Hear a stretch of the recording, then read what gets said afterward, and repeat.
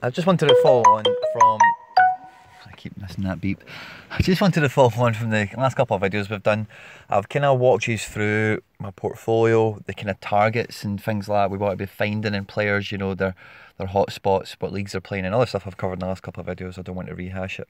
The last video last night spent a bit longer than I normally do, chatting about some stuff and went off on a few tangents, but I want to show you this video to illustrate setting targets and being strict with yourself no matter what, not getting carried away. Okay, so if you look at the beginning of the year, I basically dumped my portfolio. I was holding a bunch of Leroy Sané, who did really well in January for me, did some one buzz and a few media and a few goals and assists and stuff. I sold him the midnight after the Liverpool game where he scored the winning goal. He finished top forward. He didn't get best player overall, which I was a wee bit annoyed about, but he got best forward, which was I think 4 pence a share, something like that. He got media buzz because he was in all the papers for scoring the winning goal. Also, he got the goal, which was another couple of pence a share. And then the month prior, you know, he'd scored a few, made a few assists. So, and his price had jumped from something. I was selling Sané for about £6.23, £6.24 when I released him, and I think I'd picked him up for something in the region of like £5.70, something like this. I can't remember exactly, £5.60 maybe. So I thought, New Year, I'm going to dump him. If me had my month out of him, I wouldn't be eligible anymore for goal and assist bonuses, and I'll move my shares elsewhere. So I looked ahead using my Flash Scores app and everything we've kind of detailed in the last couple of videos, and I really wanted to target Barcelona. Okay, so I went out, and as you can see at the bottom of the screen here, at bottom and kind of the top, I went out and I bought 50 Philip Coutinho.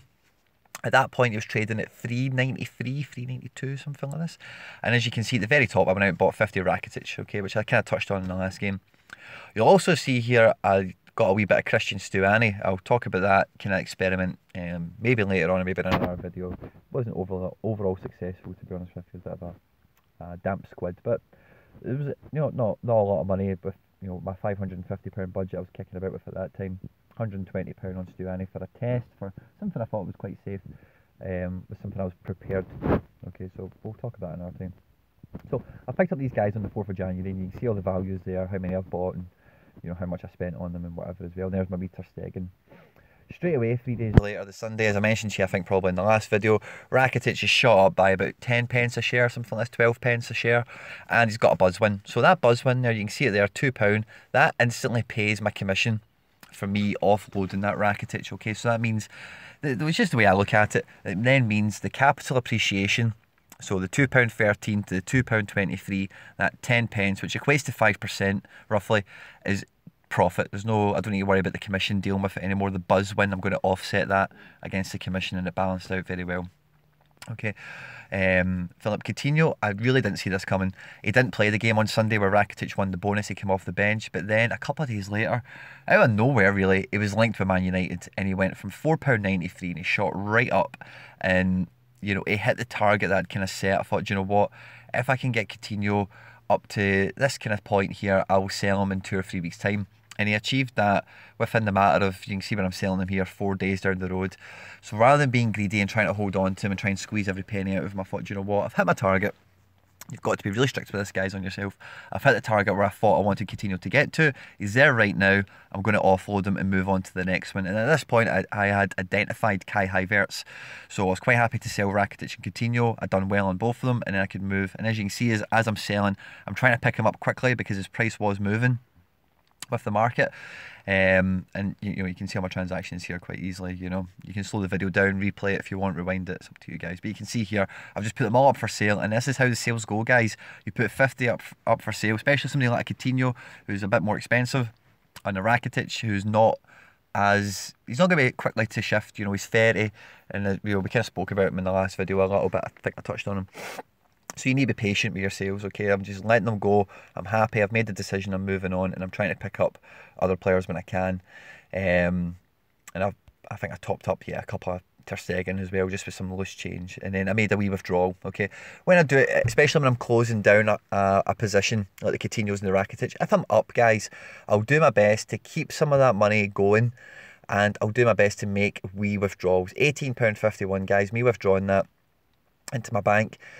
It, you know, it buys a packet of cigarettes. It, you know, it doesn't do very much, but that money is back in my account. Okay, I've got it. I can spend it. I can do what I want, and then it helps for my overall transactions that I'll be looking at. So I'm on the app now. And the app, it only shows you this breakdown version. It doesn't show you the overall version that the website does. Have we got the website open? Yeah, we do.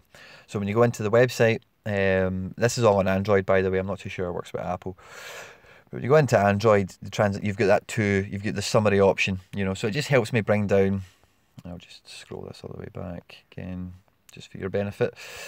It helps me bring down my my risk, you know. So that £18 brought my risk down from over 500 to under 500, which doesn't make a massive difference to things overall. But for me personally, achieving goals and setting targets on things, I'm quite aware of gambling. The big part is realising profit, you know. Pull that money out, make use of it, reduces your risk with the money that's actually floating about.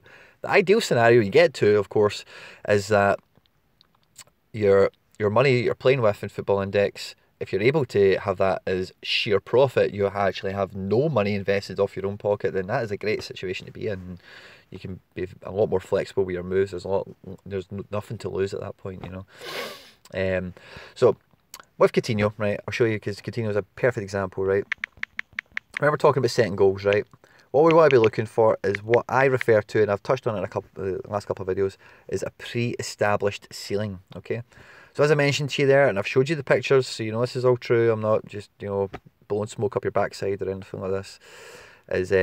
I've picked up Coutinho right down at the bottom of that right there. It was £3.93, something like this. And when I look at this graph, he's comfortably a £4 player. He's, you know, look at this over the last, there's no chance. £3.93 is a reflection of someone who is one of the best attacking midfielders in the world, plays for Barcelona, is in the Champions League, is assists, goals, does everything. Now, that being said, he's not had the best season for Barcelona, but the guy's still young enough and still highly thought of that he could get a massive... If and when Coutinho leaves Barcelona, it is going to be for a top 10 European side. You know, he's not the type of guy that's going to go to China or, you know, anything like this, you know, back to Brazil. So even though his matchday performances might not be right where they deserve to be for a player of his standard, everything else about him, you know, he has the attention of the British media. The British media know Philip Coutinho from his time in Liverpool. If there's any, even a tenuous link, like I experienced in that little, if you look right at the edge of that graph there where it pops back up, that was right on cue with those links to Man United, you know. And guys, those links are what made me sell. See, if I'm being honest with you, I read those links. I've not even checked his buzz for today. Could sell Coutinho yet. So it's all about selling Coutinho and bringing in Neymar. That's what they've been saying. But when that came in, first thing I've said straight away to myself and one of my friends is there's no chance he's going to Man United. He's definitely not moving in January. Coutinho, if you remember, moved to Barcelona in a January window and cup-tied himself last season. There's no chance somebody like Philip Coutinho is going to cup-tie himself for the Champions League 2 Januaries in a row. It's just not going to happen. So because his price increase was off the back of that buzz, and I can read between the buzz, and I'm using, again, like I talked about in the last video, my knowledge of football, my opinions, I'm like, this is the perfect time to cash out. He's on a spike, and I don't see him going any further. It did go a little bit further, as you can see, the now he's at £4.30. I think I was selling him at the mid-20s, maybe £4.28 or something like this. There was a wee bit more to go, but I was really happy with where he was at. He hit the target, you know, he'd excelled in a very short period of time, and I was happy to cash out and move on, call it a win. But then with players like that, guys, I will always be keeping tabs on him. As you can see, that we start, he's in my watch list. He's somebody who I will always look out for, because these patterns repeat themselves, you know. People have taken a punt on him now, on that big spike that he's going to move, and I promise you this right now, you can mark my words, by end of January, when he's still at Barcelona, he will take a dip at some point. It might not be right bang at the end of January, it might be mid, but that level he's at now, when the dust settles and people realise, I suppose, that he's not going to be leaving Barcelona, a bunch of these people that have bought on reading the news that, oh, he's linked with Man United, they're going to drop and move. When that happens is when you might want to look at coming back into a player like this. But like I showed you with this graph here, when you see this, guys, they're dropping right out of market value of where they really should be, you know. And what you need to, when you look at the year one, when he's around that £3 mark and making that first initial rise to £4, that's when the dividends change. You're getting goal and assist bonuses, okay? So pre that, you know, their price doesn't bear too much relevance, okay? That's the perfect time to be buying someone who he's dropping out there, not because he's injured, not because he's a bad player, not because he's out of form, maybe a little bit out of form, I suppose, but he still plays for Barcelona. He's still an amazing player. He's everything is still there. Nothing's going to change, okay? So pre-established ceilings, guys, are what I look for when I'm looking to be buying somebody. Are they undervalued right now, okay? And the best way to find these players, guys, I didn't mean to refresh the page there, sorry. The best way to find these guys is quite simply, boom, hit decrease, see who's decreasing today, okay? Now, this Ronaldo has been taking my attention for the last 24 hours. I've been watching him really steadily. I cannot believe how low he's dropped, okay? He's jumped off a cliff, man, which is insane. Ronaldo is brilliant. He's old, obviously. He still scores goals for fun. He's a top player. I'm not too sure off the top of my head who Juventus have in the Champions League. But when the Champions League comes alive, so does Ronaldo. Ronaldo's one of these guys, even in those media days where there's no matches on, it doesn't matter what's going on, there is always tons of stuff written about him. The things that are written here about him now are not football related, so you can take that with a pinch of salt, of course. You can see he's went green there. That means people have just bought some shares in him when that happens. If it goes red, people are dropping him. It's not made a difference to his price, so it'll be a small movement, small purchase, nothing major, maybe 1 or 2 units. But from yesterday, the 3 buzz winners were Denis Suarez, Aaron Ramsey and Marko Arnautovic, right? Now, Marko Arnautovic at 730 was his buzz rating. Ronaldo was 680, okay? Ronaldo is always, always, always, always in amongst the buzz. So when you get a treble media day, maybe international break, there's no football on, you can bet your bottom dollar Ronaldo is going to be in amongst it. He might not always win, might not always take top 3 or anything like this, but he is always going to, look, there he's there, 7th, you know what I mean? He's not linked with anyone. Juventus aren't playing any football. And I know the cases, the media that's there about him now isn't football related, but the guy is in the media absolutely constantly. So £9.14, guys, I am really, really, really, really tempted to be moving maybe some of my Kai or something and maybe move on him. I'm a bit hesitant now because he is on the down, and I believe if he can drop below that £9 mark, then that is just making, you know, you're guaranteed a bounce back on him. Because when you're looking at this and you're thinking about pre-established ceilings, the first objective you need to get is break even on the commission you're going to lose to Football Index, okay? So he's £9.14 now, which means his commission would be 18.28 pence, which we'll call it 19 pence a share. So I need him to raise 19 pence. Can Ronaldo raise 19 pence? 1,000,000% he can. No two ways about that. And that's not, and again, you can offset this milestone you're looking to achieve with a buzz win, with a media win, goals. All these things can offset your break even, which is cool. But you need to do it based on the price alone, okay? Because some players might not play, they might not score. These things, you can't guarantee them. What you need to do your best to guarantee is you're buying into a player who other people will buy into. You know, who other people see the value that you see or know what you know as well. And as I said in the last video, you're just trying to be ahead of that crowd. Again, guys, I can't believe the video's went on as long as it has. I'm going to cut it here, okay? Because 13 minutes is just far too long for me to be talking. But, yeah, pre-established ceiling, guys, an area they've been to already. Can they safely return to that commission-free mark, you know, within a short period of time? If it's a yes, and, you know, you look at the fixtures and it balances out, then absolutely brilliant. It's a great purchase, you know. Thanks for listening, guys. Thanks for watching. If you liked the video, please drop a like. It means a lot to me. Please subscribe. It means a lot to me. Have a great day and happy hunting. Bye-bye.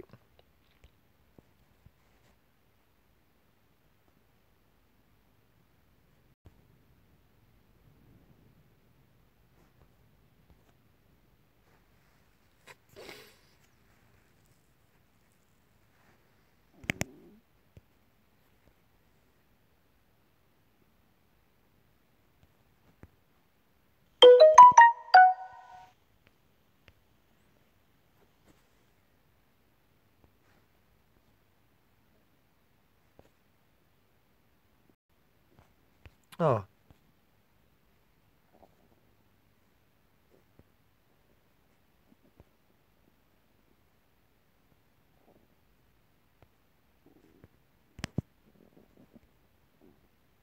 Oh, I'm still recording. Jesus Christ.